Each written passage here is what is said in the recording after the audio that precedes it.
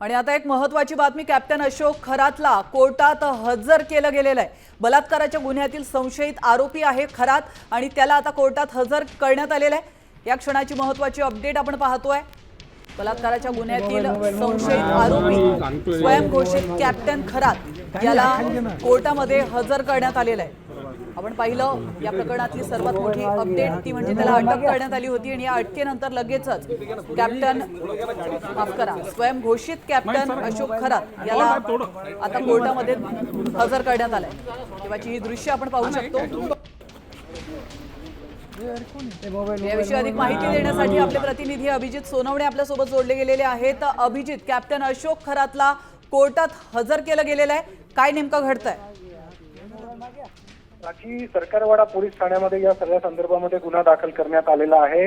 याच्यामध्ये फिर्यादी महिलेच्या तक्रारीवरून शारीरिक शोषणाची तक्रार फिर्यादी महिलेने केलेली होती, त्यानुसार हा सगळा गुन्हा दाखल करण्यात आलेला आहे। सोबतच जादूटोणा प्रतिबंधक कायद्याच्या अनुषंगाने देखील गुन्हा दाखल करण्यात आलेला आहे। संशयित आरोपी कॅप्टन अशोक खरात जो आहे त्याने साधारणपणे 2022 ते 2024 या 2 वर्षाच्या काळामध्ये वारंवार पीडितेला धमकी देऊन बलात्कार केल्याची ही सगळी तक्रार आहे आणि या सगळ्या तक्रारीनंतर आता गुन्हा दाखल झालेला आहे।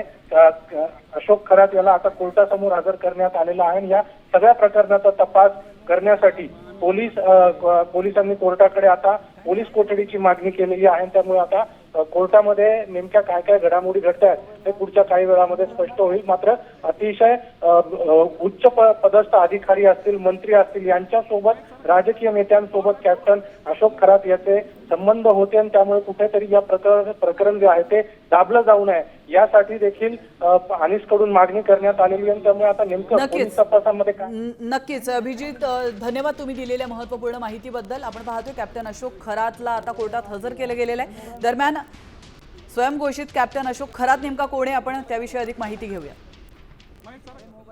नाशिक जिल्ह्यातील सिन्नरच्या मिरगाव मधील श्री ईशानेश्वर मंदिर ट्रस्टचा तो अध्यक्ष आहे। अशोक खरात मर्चंट नेव्हीचा निवृत्त अधिकारी आहे। मर्चंट नेव्हीत 22 वर्षांच्या कारकिर्दीत 154 देशांचे दौरे त्याने केले। प्रसिद्ध अंकशास्त्रज्ञ म्हणून त्याची ओळख आहे। 2022 मध्ये मिरगावच्या मंदिराला तत्कालीन मुख्यमंत्री शिंदेंच्या भेटीनंतर खरात हा चांगलाच चर्चेत आला होता। अनेक बडे नेते, सेलिब्रिटीज आणि उद्योजकांमध्ये त्याचा वावर होता। नाशिकमधील अनेक महिलांच्या लैंगिक शोषण आणि बलात्कार प्रकरणी आता खरातवर गुन्हा दाखल करण्यात आला आहे।